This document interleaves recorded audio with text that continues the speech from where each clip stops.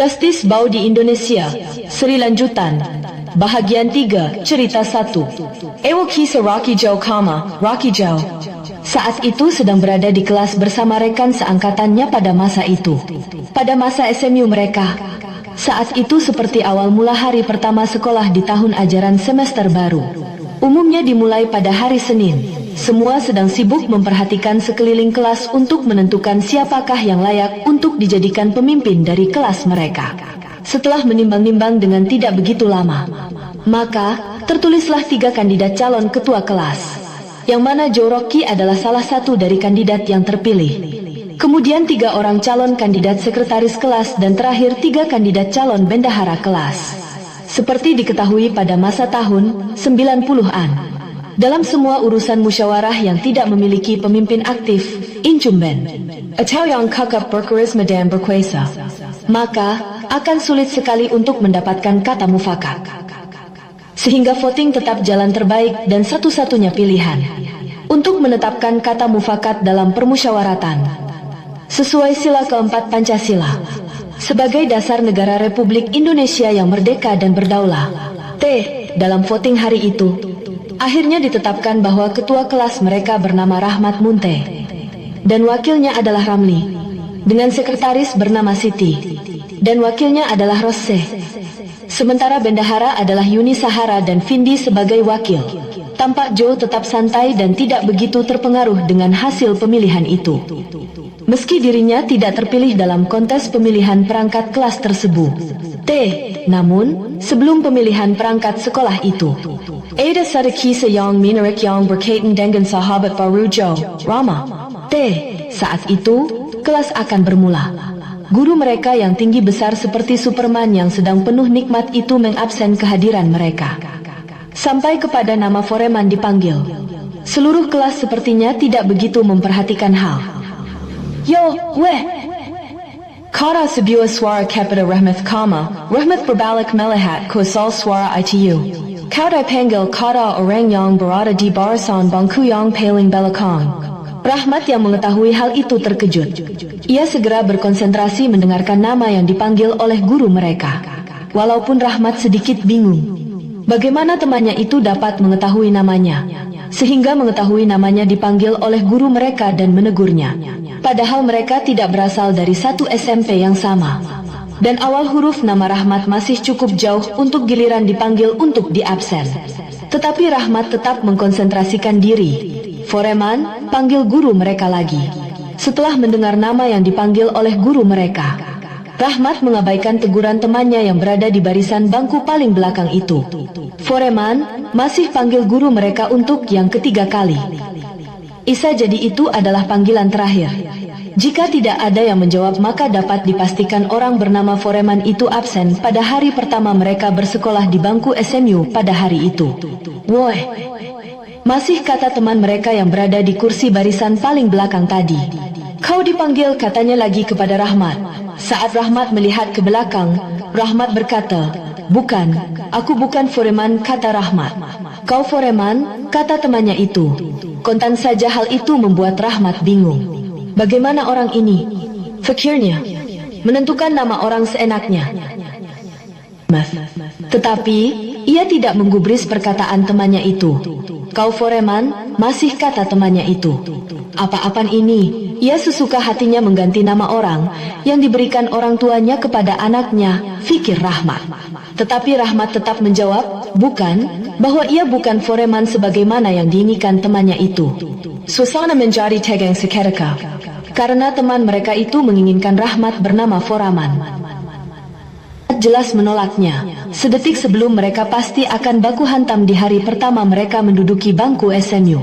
Tiba-tiba satu suara menjawab, hadir, katanya.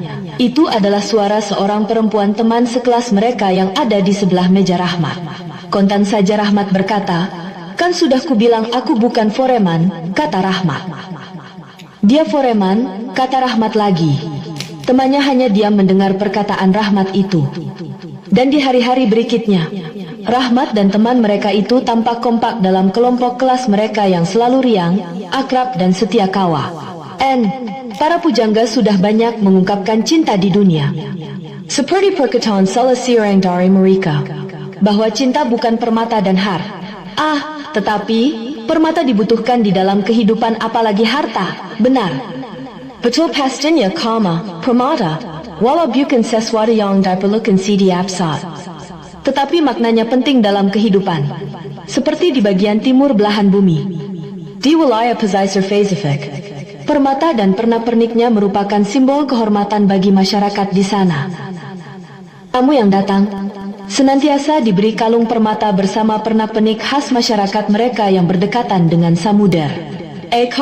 Harta, bagaimanapun di dalam sebuah hadist, adalah modal hidup. Demikianlah dalam setiap apa yang mereka jalani pada masa Joe dan teman-temannya dengan semua niat mereka masing-masing, bukan menjadikan harta dan permata sebagai tujuan, tetapi cinta perdamaian, keadilan, kebenaran, dan semua hal itu bagaimanapun harus diraih dengan adanya harta. Untuk itulah hari itu mereka semua berada di sekolah itu. Namun, waktu tidak mungkin dikalahkan, dan siapa saja yang berjudi dengannya pasti akan dikalahkan. Orang hanya bisa menjalani waktu sampai waktu benar-benar berada di tempat yang sesuai. Semua hal yang sudah dijanjikan Tuhan dapat terrealisasi atau memberikan hasil yang sesuai. Makna sesuai itu sendiri masih terikat kepada seberapa sabar, beruntung dan ridhonya seorang hamba kepada Allah Tuhani. Hari itu hari Senin. Hari Senin yang lain lagi. Hari Senin yang mungkin sudah keempat atau mungkin keenam. Bahkan mungkin sudah kesembilan. Tidak ada satupun yang memperdulikannya. Tetapi hari itu adalah hari Senin. Dan memang tidak ada yang perlu terlalu memikirkannya. Sudah Senin keberapakah hari itu? Karena setiap manusia pasti ada malaikat pencatatnya. Sehingga biarlah kita biarkan saja apakah itu hari Senin ke-10 atau masih ke-9 atau ke-8, tetapi hari itu Rahmat berkata kepada bahwa ia berniat membuat band di kelas mereka, mengingat bahwa sekolah tempat mereka bersekolah sering mengadakan pentas seni dan merayakan 17-an dengan pagelaran musik pelajar seperti acara-acara yang sering diadakan oleh Antv pada masa 90-an. Aku bisa lead, kata Joe. Jika perlu aku akan menambah skill dengan mengambil les di medan musik, katanya. Aku akan mencoba vokal, kata Rahmat. Berarti masih ada bass dan drummer, lanjutnya. Satu ritme lagi, kata Joe. Baiknya kita bawakan lagu alternatif. Jadi satu gitaris saja. Terlalu banyak personel bisa repot, kata Rahmat. Hafiz bisa bass, kata Joe. Lah basis Havana, kata Joe kemudian. Dia sudah di Havana, jawab Rahmat. Joe diam saja, setelah berkomunikasi dengan Hafiz dan Ramli. Ramli bersedia mengisi posisi drum dan Hafiz ternyata berjanji lepas dari Havana untuk bergabung ke band kelasnya yang masih belum memiliki nama itu. Selepas memikirkan banyak nama seperti band anak SMU Bass, sekolah dan musik, SNM Band, seperti GNR yang terkenal itu. Bahkan lajang band juga sempat terpikir. Akhirnya asal band adalah nama yang mereka gunakan sebagai nama band mereka yang merupakan singkatan dari Anak Satoe 5 Band karena mereka berada di kelas 15 di sekolah itu. Perjalanan band yang bernama Anak Satoe 5 Band tidak semulus dugaan semua orang. Kecuali pastinya adalah Joe, yang tampaknya sudah sangat berpengalaman mengenai sepak terjang dan segala hal mengenai perbendan. Sehingga setidaknya asal band telah mengalami 5 kali pergantian nama dan personel. Akhirnya setelah tamat SMU, Joe bertemu dengan The Tucker, yang menggantikan posisi Ramli sebagai drummer mereka, yang berembas besar dalam perjalanan dan perubahan genre band mereka dari rock ke metal. Dari segi jiwa bermusik, The Tucker tidak memiliki perbedaan dengan Ramli. Tetapi, perbedaan genre membuat The Tucker seperti lebih energik dari Ramli. Hal ini ditambah lagi secara hidup The Tucker lebih tidak terikat dibandingkan Ramli. The Tucker tidak memiliki keluarga di Medan, kecuali keluarga neneknya, ibu dari ibunya, sehingga pergerakan The Tucker lebih luas dibandingkan Ramli. Bahkan band yang bernama asal band bentukan Rahmat yang kini bernama sudah bubar, melejit dalam perbendan kota Medan, dan telah menjalani banyak perlombaan dan pegelaran acara-acara band metal di kota Medan. Dan banyak dikenal anak-anak muda yang menggandrungi lagu-lagu metal di kota itu. Akhirnya mereka bertemu dengan Justice Bao di kediaman keluarga Bao kecil atau Harvey Bao seperti yang terdapat pada bahagian 1 kisah N. Sir Datar. Keren toh?